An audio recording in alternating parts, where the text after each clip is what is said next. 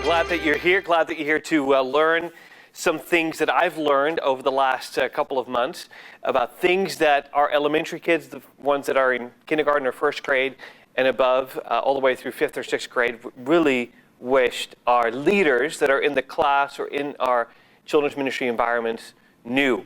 So we're going to go through that, but before we do that, let's start with a word of prayer. God, we just ask that you would bless this time together, even though many of us are not together, we're watching this or we're listening to this in our own offices or spaces, maybe even in the car, God. I just pray that you would speak to us, nudge us, and help us to remember the things that you want to be applicable for our ministry. And I just pray, Lord, for your blessing in Jesus' name. Amen. All right, well, let's get started. First of all, my name is Christian Vanden Heuvel. I've been doing this for 18 years.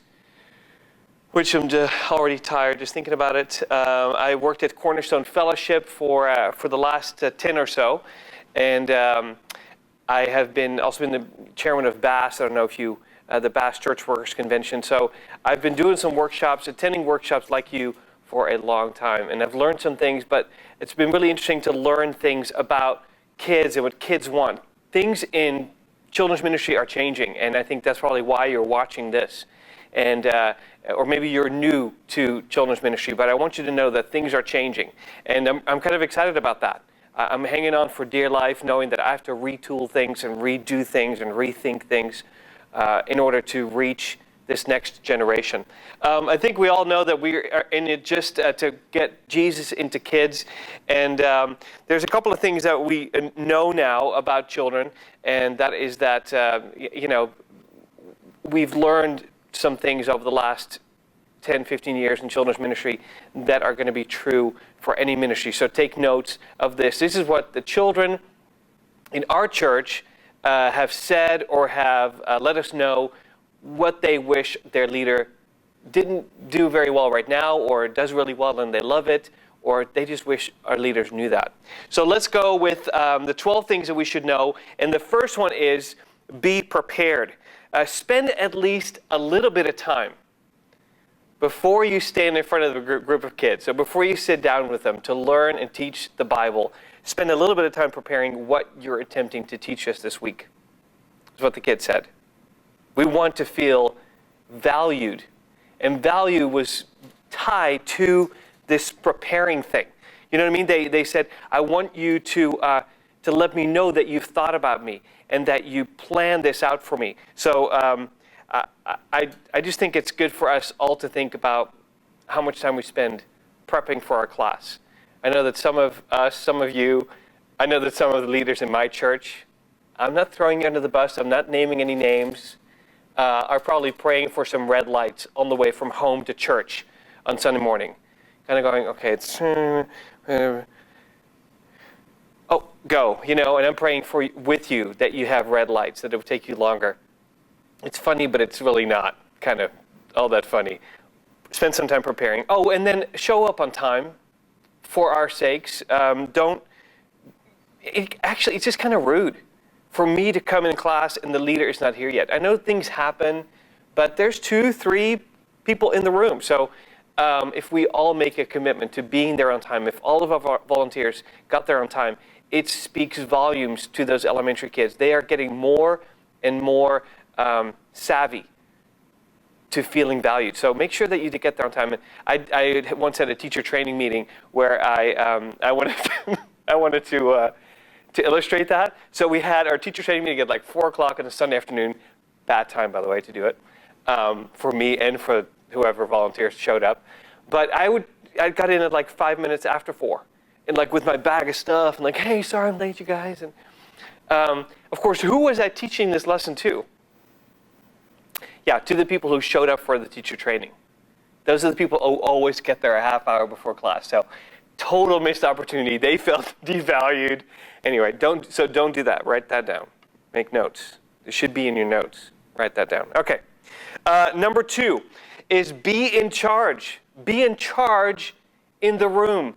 Be the adult in the room, even if you don't feel like an adult because you're just, 17 and a half or 23 and going on 17 and a half.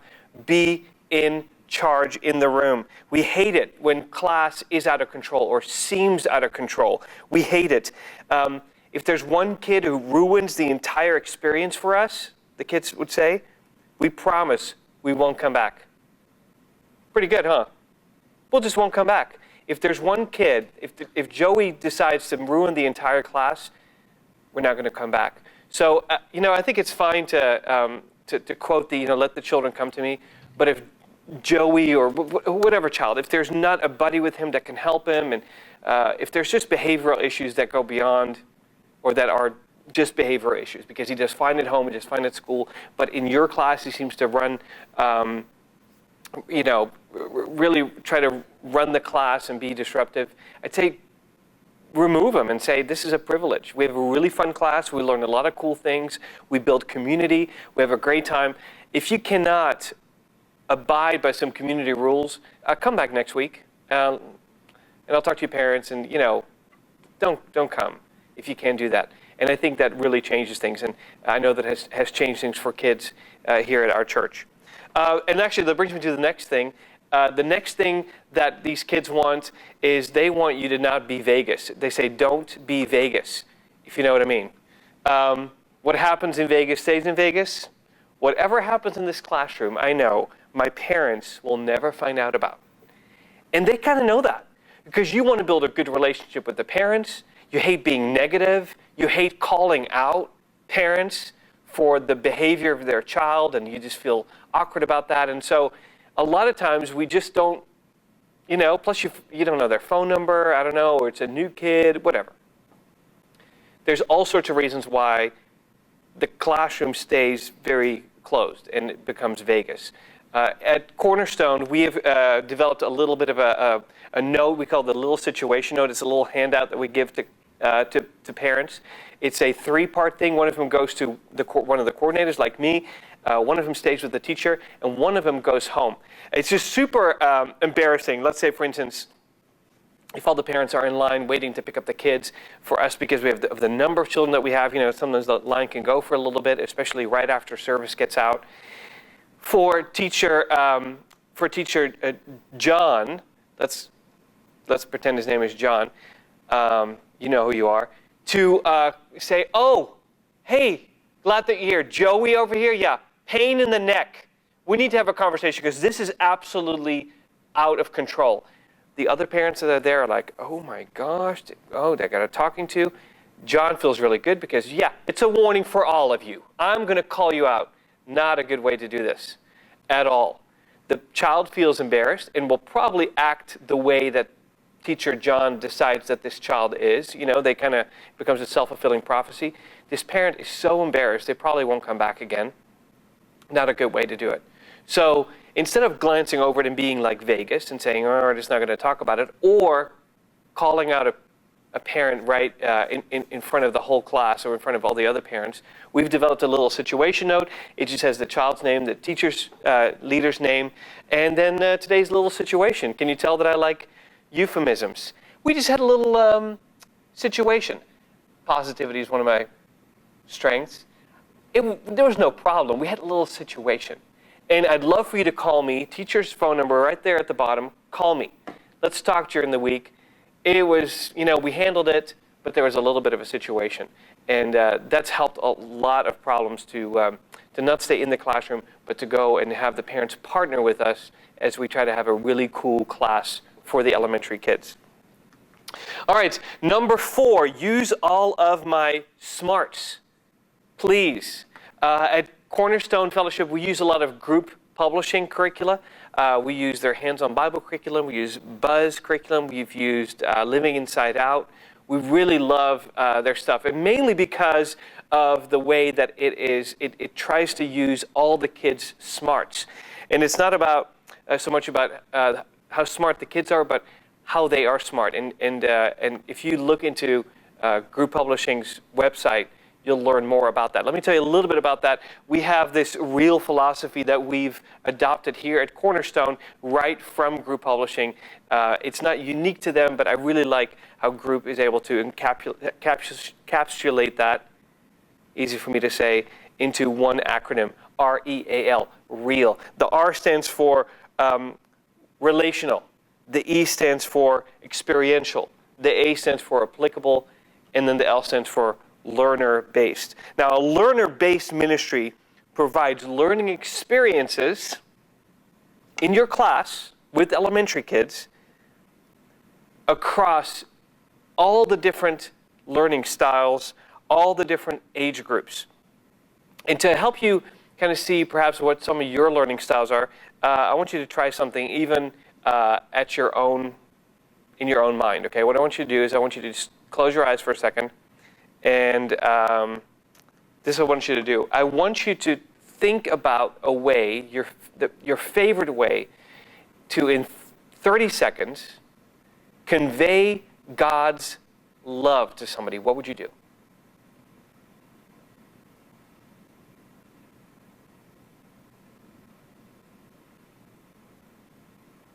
All right, have you come up with a way? Okay, now this is what happens. See, some of you were thinking of, well, I would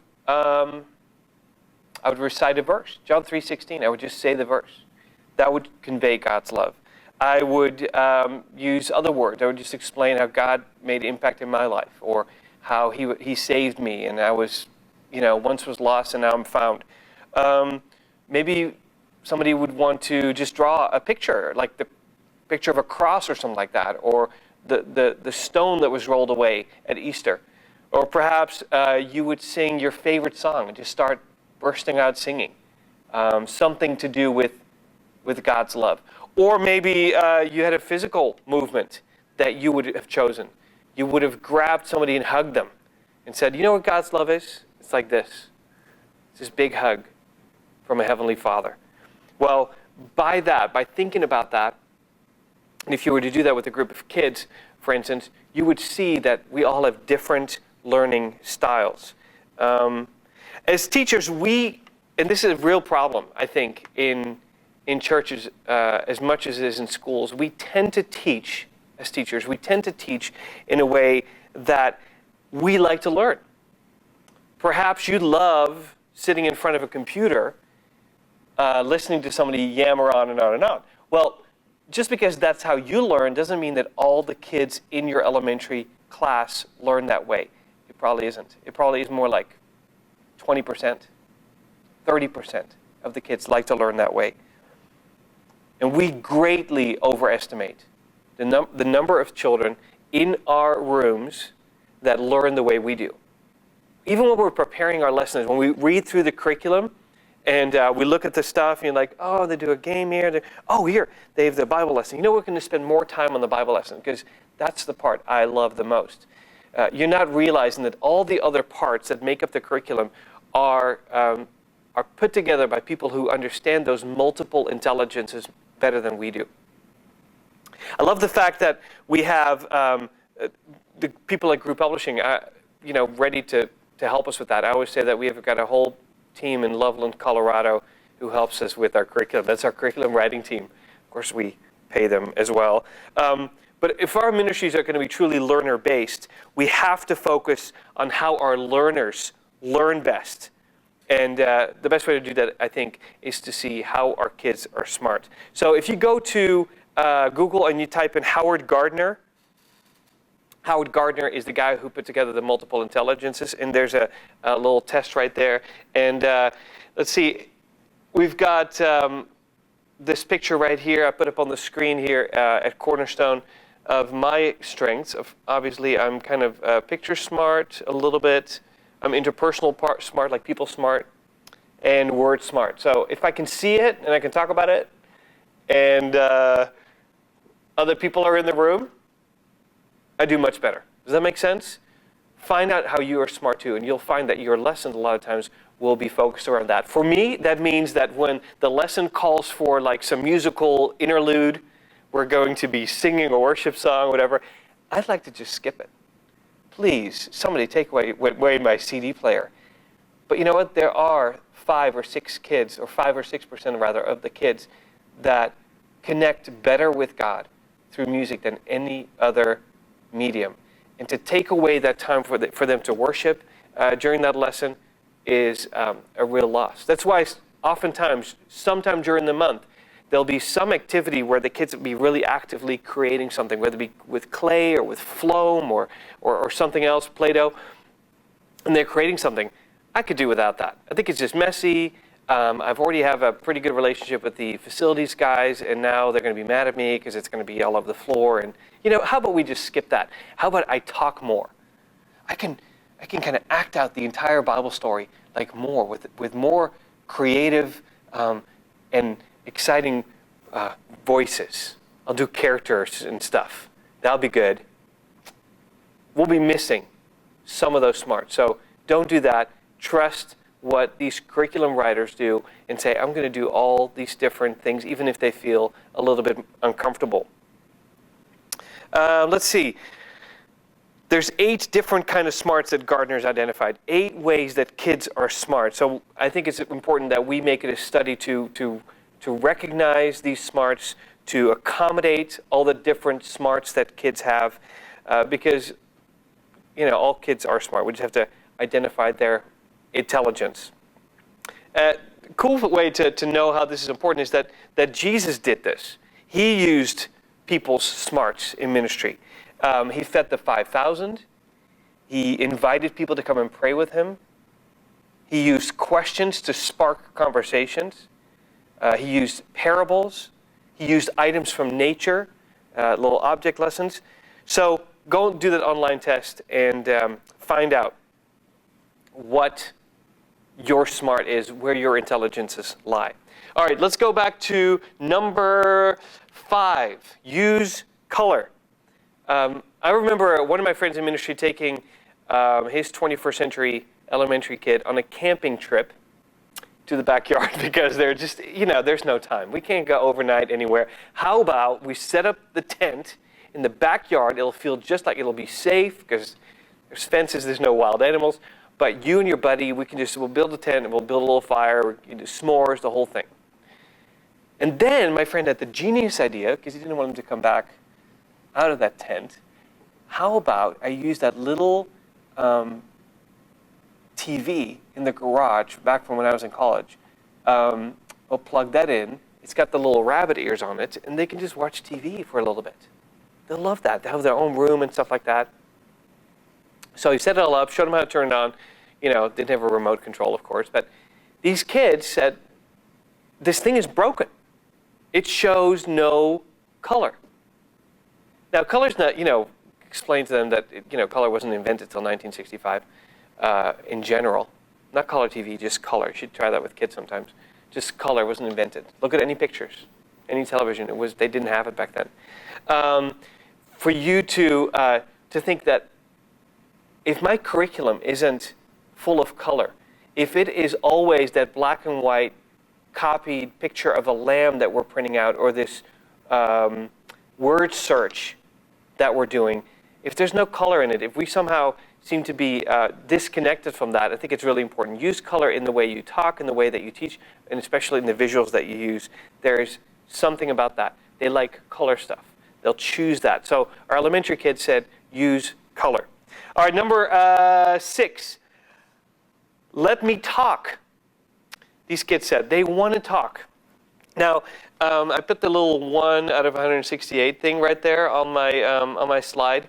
I've got 1 hour out of 168 hours a week to influence kids, to impact their life, to teach them using all their intelligences, whatever. I have 1 hour. So I want to maximize it. And a couple of months ago, we made a change in our elementary curriculum to kind of have more of a harder start, to really let even the kids that come early step into the classroom with activities, with things to do, things to learn, ways to interact with the Bible. And so they got put to work right away, with other kids and, very interactive and conversational even. But you know what? They didn't have a chance to actually talk to each other about their week, about the TV program they watched, or whatever these 10-year-olds talk about with one another.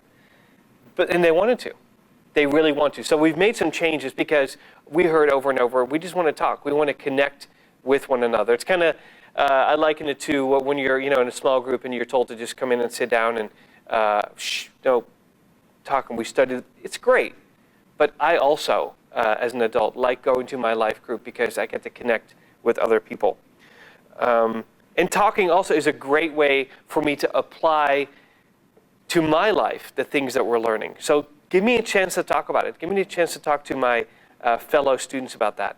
And, the teacher is not going to be able to control what the conversation is about, but that's okay. Let them talk. Number 7, let me respond. Give me a way to put the lesson that you're teaching into action. The kids seem to be a lot more engaged and remember a lot more if they had a chance to do something with it, put it into action. Give me some clear, tangible ways that I can take the lesson home and do something. I think that's one of the reasons why this Coney video has resonated so much with our young people, even elementary kids who can't stop talking about it. It's a really easy way for them to get involved and do something, and they feel like they have ownership of this lesson. So they're learning something because they also get to do something. So give me a task, give me an incentive, hold me accountable. Don't keep these truths in a vacuum. Number 8 is don't feed me just answers. Let me explore. Let me find things on my own. These are digital learners, these kids, and I want to talk about that a little bit. What we know now is that these millennials that we call them, Generation Z, whatever, they were born after the digital revolution. These are kids that are going to grow up never remembering a time when they couldn't just look up the answer. So why memorize stuff? Why remember things when you can just have it, you pull out your phone, your tablet, whatever, and you can look it up. Very important for us to know that that's how is changing how kids are learning and how we need to teach. If you listen to this little clip here for a second, this is a clip that will explain a little bit more about how this is changing everything. Watch this. There are all sorts of different types of technologies and tools that people use. What I focus on is one type that I call intellectual technologies. And those are the tools we use to think with, to gather information, find information, store information, communicate with one another, express ourselves, and so forth. And I think if you look through the history of those kinds of technologies, going way, way, way back, you can see that when a new one arrives, is invented, and becomes popular, it can shift the way human beings think, or at least shift the emphasis of their thinking. And I trace this all the way back to, for instance, the map, an extremely early technology. We have no idea who invented it. It's from prehistory, really. But if you think about it, before the map came along, people understood where they were and where they were going purely based on their sensory perceptions, what they could see around them, maybe what they could hear. As soon as you introduce the map, you have a very different way of locating yourself in space and getting around. It's a much more abstract way. You're no longer just paying attention to what you're seeing. You're looking at this abstract picture of real space and kind of locating yourself on this picture. And I think something similar happens with the introduction of the mechanical clock. Before the mechanical clock was invented, people thought of time as a natural flow. As soon as you introduce the clock, suddenly you're dividing time and measuring time as small, perfectly measurable units, seconds, minutes, hours, and so forth. And again, that had a lot of practical implications for people scheduling their days, but it also introduced, I think, or strengthened a more scientific way of thinking. So I don't think this shift in the way we think that the internet and computers are setting off is anything new. I think this is a long story about the intellectual development of human beings and how it's influenced by tools.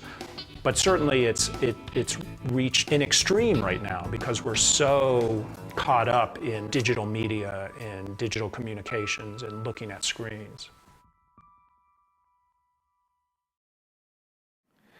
In Ecclesiastes 1:9, it's right there on your handout.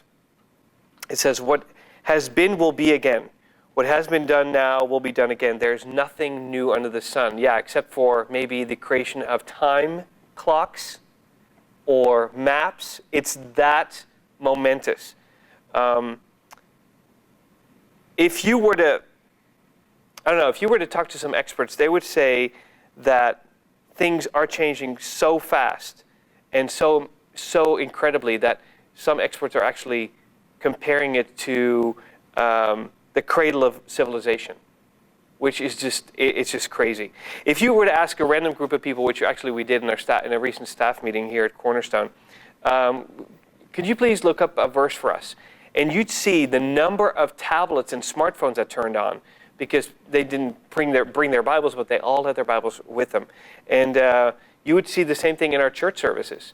People use the paper form of the Bible less and less, and yet have the Bible with them at all times. One of the greatest transformation in human interaction is taking place right outside your door right now with kids across the Bay Area. Many of our institutions, however, many of our churches, don't look any different than they did 10, 15, or 25 years ago.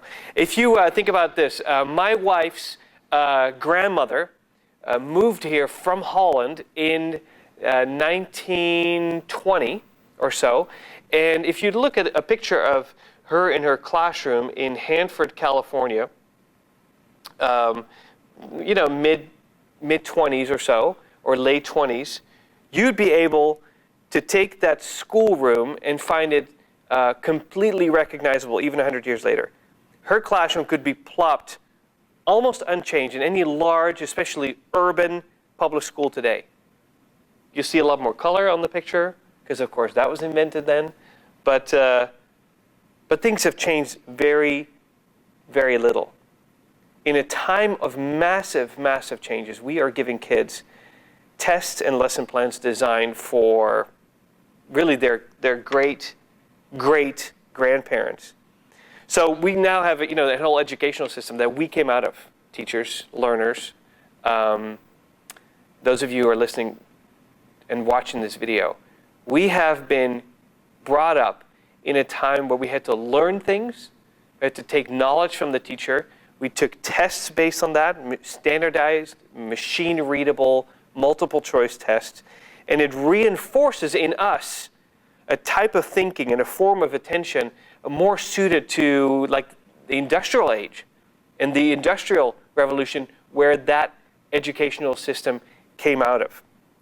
So it's important to realize that the role of education is changing in our society, and we need to be on the cutting edge when it comes to churches. So by one estimate, listen to this, 65% of kids today who are entering grade school will be working in careers that have not yet been invented. For instance, one of the top 10 career opportunities in 2010 was genetic counseling. All right? Every hospital now needs this hybrid, like a medical professional / social worker to advise on family planning, prenatal testing, treatment protocols. And the shortage of genetic counselors is considered to be a matter of national urgency. The thing is, before the year 2000, when these kids were born, the human genome had not yet been sequenced. That happened in the year 2000. So back then, when they were in school, this was science fiction. Well, the same thing is going to happen in the next 10 years. All right, let's go on to the last a couple of things, the last four things. Number 9 is where we are. Number 9, make it real. The kids want to see the lesson that you're teaching to be real in your life. That's not going to happen unless you prepare. We started, number 1. You have to prepare. You have to let the lesson material marinate in you, and then allow for sufficient transparency. Kids want to hear about your struggles, about your questions, about your doubt, about your hurts. They want to see that you made it real. God cannot speak through you unless you first let God speak to you. Number 10, make room for God. Be flexible enough to let the Holy Spirit show up. Don't be too tied to your schedule. Again, it goes with that curriculum. It's important to stay with the curriculum and to kind of do whatever. I always blame the Holy Spirit for my Bible story to just go much longer, and we don't have time for anything else, including the games and whatever else. But let the Holy Spirit move and guide, and don't be so tied to your schedule. Number 11, follow up. make getting to know me a constant goal of yours. Try to get to know my name.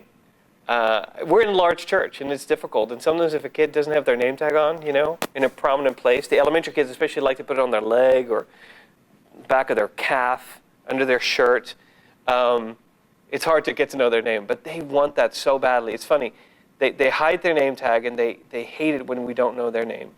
And it hampers the way that or hinders the way that we're trying to build community with them and build a relationship with them and speak to them. So don't call me by my last name either. They hate that, apparently. Don't call me my dad's name. I can see how it happened to me when I was younger. People would do that sometimes, and they just hate it.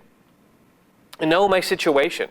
Know about my situation. When you're talking about your family, know that I live with my dad alone and that my mom's not in the picture. Or know that I live with my grandparents. Know my situation. Know that I didn't grow up in this church, and so I'm kind of new to all this. I don't even have a Bible at my house. Know me. Know me. Know where I am on my spiritual journey as well, of course. And then number 12 is be funny. It's one of the most requested things that kids wish their leaders knew, is for you to be a little funnier, to lighten up, to be yourself, tell a joke or two, or make a practical joke. Do whatever. You know what? Our pastor here at our church likes to say that he makes people laugh, and then when people have their mouth open up, he throws some truth in there. And I think there's truth to that. There's something to be said about making people laugh, and it opens things up, and especially opens it up with elementary kids. They are willing to listen longer, to work harder, if they have a great time, if they laugh. So find out what it is that makes them laugh. Do some of that. Build it in. Do something funny. You don't have to have a funny personality, but you just have to do something funny, something unexpected. Surprise them. Do something out of the box. Very, very important. All right. By the way, laugh with them. When they make those crack jokes, those wisecrack jokes, then they're often not trying to undermine your authority. They're just trying to lighten things up because you don't. All right? Good. Hey, those are some 12 things. I know it's only been like 30 minutes, but 12 quick things that will help you to do a better job reaching out to those elementary kids. Thanks for watching this, and God bless you.